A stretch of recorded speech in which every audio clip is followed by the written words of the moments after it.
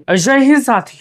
उत्तर प्रदेश के सियासी फिजाओं में एक खबर ऐसी तैर रही है जिसको आपको जानना और सुनना बेहद जरूरी है।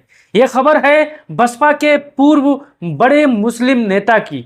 वही नेता जो कभी मायावती जी के दाएं बाएं आगे पीछे साथ चलता था, साए की तरह बहन जी के साथ कदम से कदम मिलाकर चलता था। लेकिन समय बदला, परिस्थितियां बदली और वो नेता बसपा को अलविदा कह दिया था। लेकिन अब खबर यह है कि 9 तारीख की बड़ी रैली के से पहले बसपा के पूर्व दिग्गज बड़ा नेता समाजवादी पार्टी में शामिल हो सकता है। हमारे पीछे आप तस्वीर देख सकते हो, मैंने उसकी तस्वीर ब्लर कर दी है, आगे मैं वीडियो में आपको दिखाने वाला हूं। और यहां पर आप पढ़ सकते हो 9 अक्टूबर को मायावती की बड़ी रैली से पहले बसपा का पूर्व दिग्गज मुस्लिम नेता सपा में हो सकता है शामिल। अखिलेश की तारीफ।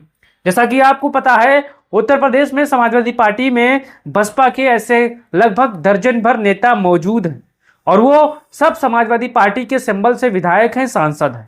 अब यहाँ पर आप ये तस्वीर देखिए, यहाँ पर बसपा सुप्रीमो मायावती काशीराम के परिनिर्वाण दिवस पर लखनऊ में एक बड़ी रैली करके सक्रिय राजनीति में वापसी का संदेश देंगी। पार्टी 2027 के मिशन के लिए आकाश आनंद को फिर से लॉन्च करने की तैयारी में है। इस रैली का उद्देश्य दलितों को एकजुट करना है और सर्व समाज के समर्थकों को आकर्षित करना है। मायावती इस रैली के माध्यम से पार्टी की ताकत दिखाना चाहती हैं।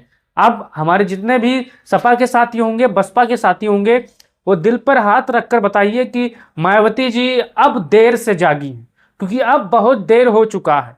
भारतीय जनता पार्टी का मुकाबला उत्तर प्रदेश में कौन पार्टी कर रही है, कमेंट बॉक्स खुला है, आप बता सकते हो। बहुजन समाज पार्टी अगर 2012 से 2024 तक मजबूती के साथ सक्रिय होती तो उत्तर प्रदेश में या देश में भारतीय जनता पार्टी की यहां पर दाल न गल पाती, क्योंकि समाजवादी पार्टी अकेले बड़ी मजबूती के साथ 24 में उनका रास्ता रोक चुकी है।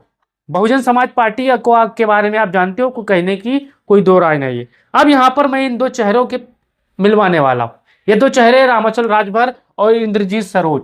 ये बहुजन समाज पार्टी के एक जमाने में मजबूत स्तंभ हुआ करते थे।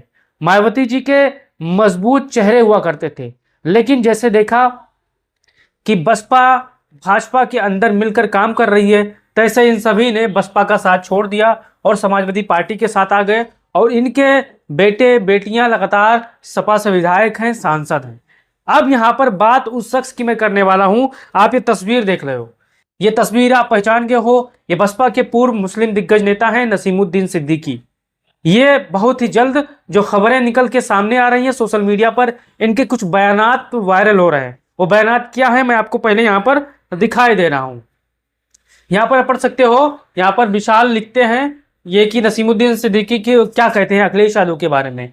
अखिलेश यादव ने मुझ पर व्यक्तिगत एहसान किया है, यहाँ मैं कहीं भी कह सकता हूँ। आज भी वो इतना सम्मान देते हैं, कभी भी उनसे मिलने जाइए, घर के बाहर छोड़ने आते हैं। वो आदमी है, ऐसे नेता बहुत कम है। नसीमुद्दीन सिद्दीकी पूर्व मंत्री व कांग्रेस नेता। इस समय नसीमुद्दीन सिद्दीकी कांग्रेस में है, लेकिन उन्होंने खुले मंच पर अखिलेश यादव की तारीफ की है। और जो सियासत की जानकार हैं, जो सियासत में थोड़ा बहुत जानकारी रखते हैं, वो ये मानते हैं कि 2027 के चुनाव से पहले या 9 अक्टूबर से पहले ये समाजवादी पार्टी में शामिल हो सकते हैं। और अखिलेश यादव ने भी कह दिया है कि अगर नसीमुद्दीन सिद्दीकी समाजवादी पार्टी में आना चाहते हैं तो उनका स्वागत है, उनके नाम का विचार किया जाएगा।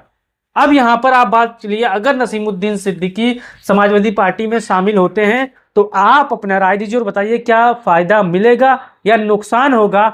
आपका क्या राय है, निष्पक्ष तरीके से राय दीजिए।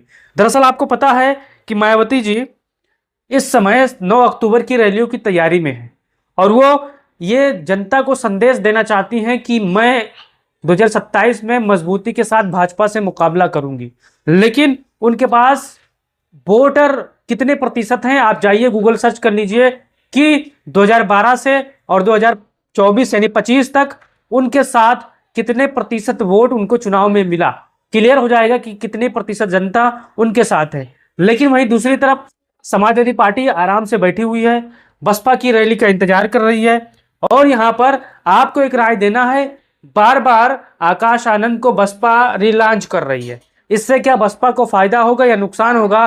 क्योंकि आपने देखा होगा 2024 के लोकसभा चुनाव में आकाश आनंद के जो तेवर थे, अगर बसपा उसे भुना ले जाती तो मान के चलिए आज बसपा का भी 2 से 3 या 5 सांसद होता।